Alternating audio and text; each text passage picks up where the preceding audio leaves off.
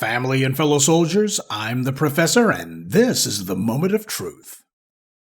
As has been the tradition of the black media for over 15 years now, the enemy doesn't take a holiday, and neither do we. In fact, while the enemy is busy sleeping off their pre-Thanksgiving hangover, or getting ready to go to whatever clavern they have dinner at, we're over here plotting. We're getting it in. You see, people who want to win make it a point to be working while their opponents are sleeping. And since you're part of the black media, this includes you too. Now, I know that a lot of you are getting ready to stuff your face with genetically modified products and watch the big game, but may I interrupt your holiday to remind you that our people still don't have their power back? And yes, I know a lot of you are traveling right now as you listen to this. You're going to go be with your families in time for Thanksgiving dinner. You want to make sure everyone's assembled for kickoff time. Some of you are probably listening to this at the airport or as you drive to your destination. Some of you are listening to this as you're preparing Thanksgiving dinner. I'm not saying that it's right or wrong. This is not about being judgmental. I'm simply asking you to pay attention to what you're doing. A people with their own minds who act and think for themselves also understand that a form of cultural genocide is to get the oppressed to prioritize other people's holy days and to have none of their own. Holidays are part of how a culture keeps the past alive, how it perpetuates itself. We don't need to wait for the white government to give us permission to gather our families together. If we were thinking and acting for ourselves, and if we had our own resource base, we would celebrate the days when we broke the enemy's back, throw it in their faces, and commemorate that. Now, you say you want to have a Nat Turner Day? I'm there for it. This is why at this time of year I make it a point to celebrate the birthdays and or passing of our heroes and sheroes. A holiday is supposed to be an act of self-validation. Dr. Joseph Ben Yakinen said, "Don't ask for a day, take a day." We have to establish and reinforce our traditions, because we do have them. I told you a few years back that the etymological root of the word tradition comes from the Latin tradere, which means to deliver, but also the word can mean to betray. So yes, contrary to popular belief, it matters what kind of traditions that you're partaking in. It matters what kind of traditions you're perpetuating. Oh, but I'm sure this is bringing you down, some of you. Well, I'm sorry. I'm not here to castigate anyone for taking this opportunity to spend some time with family. Quite the opposite. I want people to think, though, this is what happens when you don't have your own economy. You only get to take time off when those who control the economic purse strings give you their permission. They have the ability to hype their holidays to the sky and basically to suppress anything having to do with you. And they only give you permission to be with family if it's something that magnifies them. That's what these holidays like Thanksgiving mean to me, and I hope that that's also what it means to you, and even if it doesn't, I hope that one day that's what it comes to mean to you. That said, since today is just another Thursday as far as the black media is concerned, let's go ahead and get to the subject of this morning's briefing. Now, you know I don't like to discuss entertainment, not just because I don't watch much in the way of movies or television, but because entertainment is one of the subjects that a lot of black folks have trouble handling, but we're going to dive in anyway, because I got to say a few things about Michael Rappaport. Come to think of it, it is rather ironic that we're talking about Rappaport on this day in particular, because Thanksgiving does remind me a lot of his movies for some reason, though I'm not sure why. Anyway, for those of you who don't know, Rappaport decided to post on social media that if Hamas had taken a bunch of black people hostage, then nobody would be saying ceasefire or negotiate. You know, every time somebody wants to make some asinine comparison, they always gotta drag us into it. They don't do it with Hispanics or Asians or white women or whatever. They always say black people. And these fraudulent comparisons are usually along the lines of, if such and such had happened to a black person, then folks would care about it. As if there's some sort of black privilege is what they're trying to say. Black women are disproportionately represented when it comes to missing women. Does anyone care? Black men are 7% of the population, but the vast majority of the wrongfully incarcerated. Does anyone care? Black people are overrepresented when it comes to being underemployed, undereducated, underhoused, you name it. Does anyone care? You go to LA or anywhere else in America, you see black people as the majority of the homeless. Does anyone care? These fraudulent comparisons are actually a way for anti-black racists to show their contempt, because that's what it's meant to say. Black people are the main ones being murdered by the police. We're the majority of hate crimes victims of this country. And in the last few years, we were the main ones protesting, demonstrating. We even held a nationwide uprising. And then afterwards, Democrats passed a hate crime law for Asians, completely ignoring black people altogether. Gee, if only George Floyd had been black. If only Trayvon Martin had been black. If only Michael Brown had been black. If only the victims of the Mother Emanuel Church massacre had been black. Then people would care about it. Then there'd be some laws changed. Oh, wait. You know, if anyone has a right to be making any comparisons, it's us, because at least the comparisons we make would be true. But I want you to understand, this is the well that Rappaport draws from, and there's a lesson to be learned here. When people are nice to bigots, it always backfires.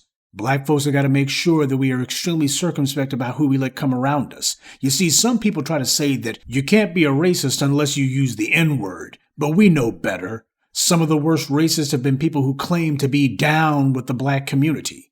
People who hang around us, especially when they got no reason to. Historically, the worst racists, the most venomous anti-black racists, have also yelled the loudest that they care about the black community. Oh, I know a lot of black folks. I'm good with them. Now, this is where black folks need to do a gut check on ourselves. You see, our problem is we keep letting these culture vultures like Rappaport hang around us. We keep letting them sniff around like a stray dog, thinking that because they haven't bitten us yet that they're not going to. You see, like the scavenger he is, he's trying to get some crumbs off of our table. We keep letting these fools eat off of us, keep letting them hang around, and they use that as their means to try to give themselves some sort of phony legitimacy. Well, he's been spending over a decade now showing black people that palling around with these racists is not some victimless crime. Sooner or later, the Rappaports show exactly what they were all along. Culture vultures always attack the people they're stealing food from. Now, a large part of the reason that Michael Rappaport has felt like he could take these liberties against black people is because he claimed to have black friends, like, for example, Spike Lee. Rappaport would run around using that fact as his little get-out-of-jail-free card. Now, before we go any further, yes, Spike Lee has occasionally said some weird stuff, but he's been on code far more than he's been off. In fact, Spike Lee and Rappaport got into it heavy when Spike Lee spoke out about gentrification in Brooklyn, and you had Rappaport, who isn't even part of the conversation, deciding he would throw in his 2 cents. He said Spike Lee doesn't live in Brooklyn, and if people saw how nice Spike Lee's apartment was, they wouldn't listen to him. He then went on to call Spike Lee a lousy filmmaker, never mind that Rappaport has been in Lee's films and wasn't complaining then. And he also called Spike Lee a number of vulgar names. You can tell that this scrawny puke has been sitting on his anti-black venom for a while now, and he was just glad to be able to vent some of it. Predictably, Spike Lee fired back on this idiot, and this scrawny puke said that he's gonna see Spike Lee sooner or later. Manhattan's a small place. We're bound to run into each other sooner or later. Keep in mind, this was back in 2014. Does anybody remember that time when Rappaport met Spike Lee and checked him? Me neither. Lee's made all kinds of movies since 2014, including Black Klansman and The Five Bloods. His movies are Oscar nominated. By any metric, Spike Lee is successful. Now, can anyone tell me what Rappaport has done in the last 20 years? Because I can't think of anything at all. As black people, we have to be very careful who we let come around us. Rappaport, Vlad, Bill Maher, anyone see a pattern forming yet? Yes, they do all attend the same synagogue together, but I meant that they all owe what little relevance they have to black people. And they all have a track record of attacking black people too.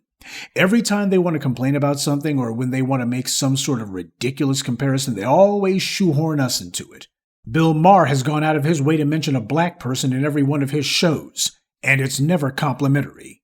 You know, for a man who claims to not be too keen on religion, Bill Maher defends Israel as if he lived there. I guess nobody ever told him that that nation is a theocracy. People like Bill Maher and Rappaport will chide black people about not being free thinkers, which for them means we don't give their racism a pass, and yet when it comes to Israel, Bill Maher and Rappaport are the epitome of groupthink.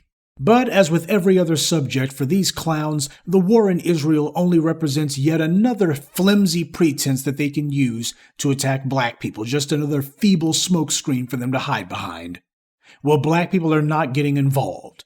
We are not Israelis. That's on the other side of the world. Let them handle their problems. If Israel wants to fight a war, let them. I told you about how black people have already played peacemaker in Israel before, and it didn't work out so well. So that being the case, we're staying out of it.